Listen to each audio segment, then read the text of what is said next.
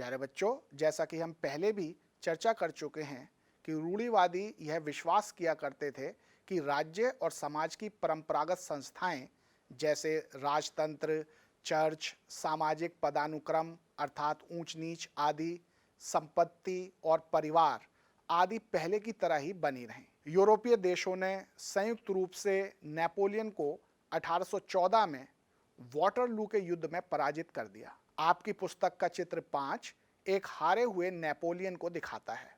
इस चित्र में नेपोलियन को एक ऐसे डाकिये के रूप में दिखाया गया है जो कि 1813 में लेप्जिग का युद्ध हार कर वापस फ्रांस लौट रहा है और उसके थैले से एक एक करके पत्र गिर रहे हैं। यह पत्र उन क्षेत्रों के प्रतीक हैं जिन्हें नेपोलियन हार बैठा था। 1815 में ब्रिटेन, रूस, प्रशिया तथा ऑस्ट्रिया के प्रतिनिधि यूरोप के लिए एक समाधान खोजने के लिए वियना में मिले। वियना कांग्रेस की अध्यक्षता ऑस्ट्रिया के चांसलर ड्यूक मेटरनिख ने की थी। 1815 की वियना संधि का उद्देश्य नेपोलियन के युद्धों के कारण यूरोप की सीमाओं में हुए परिवर्तन को समाप्त करके युद्धों से पहले की स्थिति को बहाल करना था। फ्रांस की क्रांति के कारण जिस बुर्बों वंश को फ्रांस की सत्ता से हाथ धोना पड़ा था, उसे फ्रांस की सत्ता वापस सौंपी गई।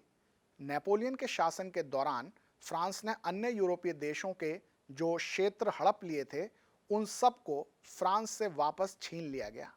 फ्रांस की सीमाओं पर राज्यों की एक श्रृंखला स्थापित कर उसकी घेराबंदी कर दी गई, जिससे फ्रांस भविष्य में अपना विस्तार ना कर सके। विजेता यूरोपीय शक्तियों में क्षेत्रों की बंदरबाट हुई, जिसका मुख्य उद्देश्य नेपोलियन द्वारा पराजित कर हटाए गए राजवंशों की पुनर्स्थापना करना और यूरोप में एक नई रूढ़िवादी व्यवस्था की स्थापना करना था। प्यारे बच्चों, 1815 में जिन रूढ़िवादी सरकारों की स्थापना हुई वह सभी निरंकुश थीं।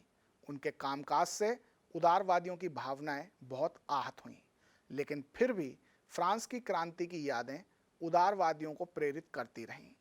उदारवादी राष्ट्रवादी नई रूढ़िवादी सरकारों की आलोचना जिन आधारों पर करते थे, उनमें से एक प्रमुख आधार था रूढ़िवादी सरकारों द्वारा प्रेस की स्वतंत्रता का दमन करना। आपकी पुस्तक का चित्र 6 प्रेस और बोलने की स्वतंत्रता पर प्रतिबंध लगाने के आदेश पर व्यंग करता हुआ एक कार्टून है।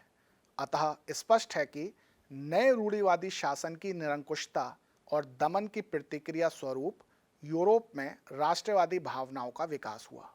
प्यारे बच्चों, यूरोप में राष्ट्रवादी भावनाओं के विकास में क्रांतिकारियों ने भी महत्वपूर्ण योगदान दिया। अधिकांश क्रांतिकारी मानते थे कि स्वतंत्रता के लिए उनके संघर्ष का एक आवश्यक अंग राष्ट्र राज्यों का सृजन है। जोसेफ मैज़नी यूरोप का एक प्रसिद्ध क्रांतिकारी था जो कि कार्बोनरी की गुप्त समिति से जुड़ा हुआ था। उसने यंग इटली और यंग यूरोप जैसी क्रांतिकारी संस्थाओं की स्थापना की। मैज़नी का विश्वास था कि ईश्वर की इच्छा है कि राष्ट्र ही मनुष्यों की प्राकृतिक इकाई बने। उसके मॉडल का अनुसरण करके जर्मनी, फ्रांस, स्विट्जरलैंड और पोलैंड में भी गुप्त संस्थाओं की स्थापना हुई।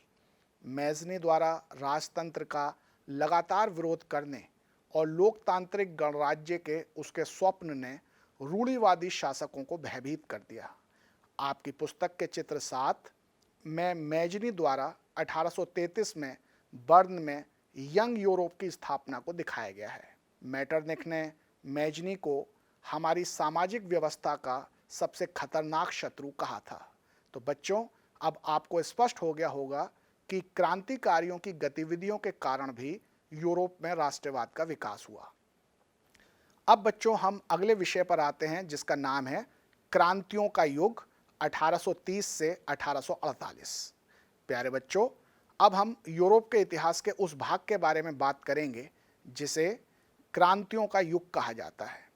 19वीं सदी के पूर्वार्ध में अर्थात 1830 से 1848 के दौरान यूरोप के अनेक क्षेत्रों में अनेक क्रांतियां हुईं।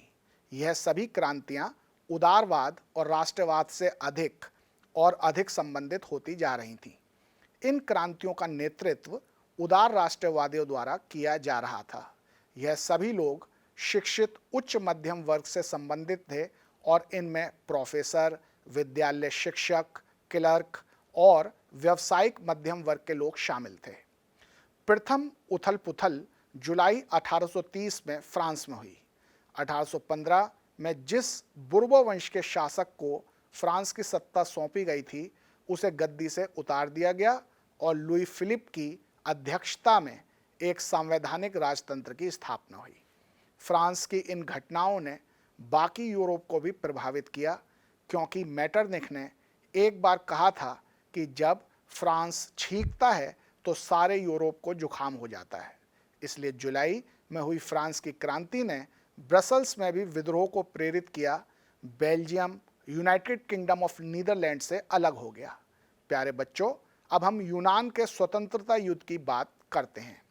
यह एक ऐसी घटना थी जिसने संपूर्ण यूरोप में शिक्षित संभ्रांत वर्ग में राष्ट्रवादी भावनाओं को प्रेरित किया। यूनान को मुस्लिम ऑटोमन साम्राज्य से स्वतंत्र कराने के लिए 1821 में एक संघर्ष प्रारंभ हुआ, जिसे यूरोप के सभी शिक्षित लोगों का समर्थन मिला।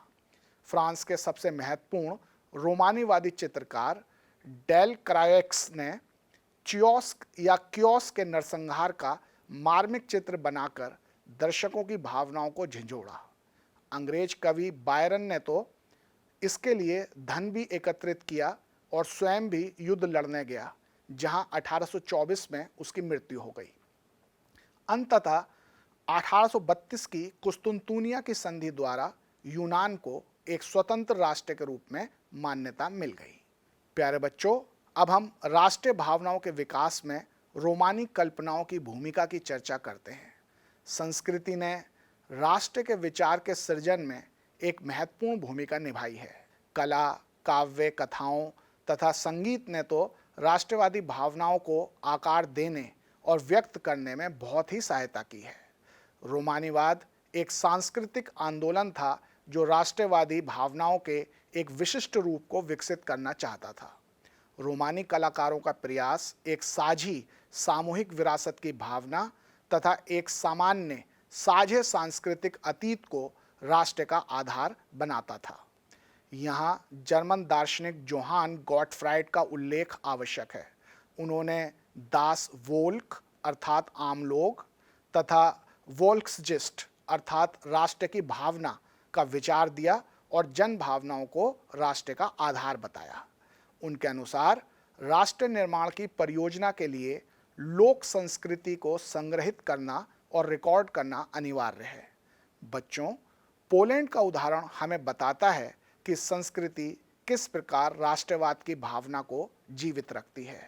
पोलैंड के भूक्षेत्र का बंटवारा बड़ी यूरोपीय शक्तियों ने आपस में कर लिया था। अब पोलैंड एक स्वतंत्र क्षेत्र के रूप में अस्तित्व में नहीं था, किंतु संगीत और भाषा ने राष्ट्रवादी भावनाओं को जीवित रखा। पोलैंड के प्रसिद्ध संगीतकार थे कैरोल कोरपिंस्की।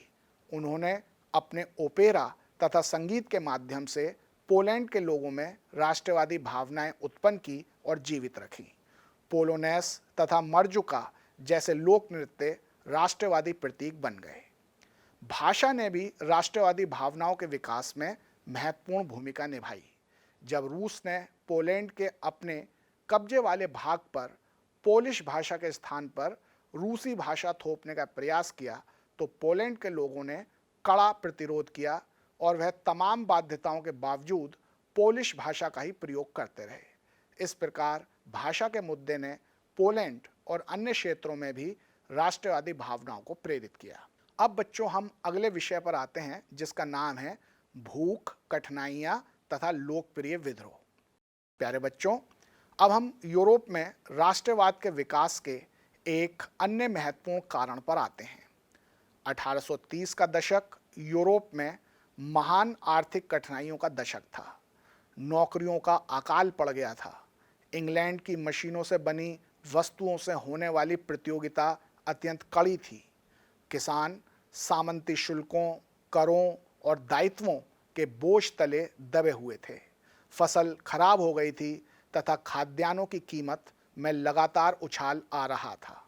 1848 में लोग पेरिस की सड़कों पर उतर आए और लुई फिलिप को गद्दी छोड़कर भागने के लिए मजबूर होना पड़ा। आपकी पुस्तक का चित्र 9 1848 के किसान विद्रोह को दिखाता है। फ्रांस में गणतंत्र की स्थापना की घोषणा कर दी गई। उससे पहले 1845 में सिलेसिया के बुनकरों ने ठेकेदारों के विरुद्ध विद्रोह किया था। पत्रकार विल्हेम वुल्फ ने इन घटनाओं का वर्णन किया है। भूख, गरीबी और बेरोजगारी ने लोगों के मन में असंतोष उत्पन्न किया और उनके मन में यह भावना उत्पन्न होने लगी कि एक राष्ट्र के रूप में संगठित होकर ही वह अपना भाग्य बदल सकते हैं और विदेशी वस्तुओं और विदेशी उद्योगों से होने वाली प्रतिस्पर्धा से अपनी राष्ट्र सरकार का संरक्षण पा सकते हैं।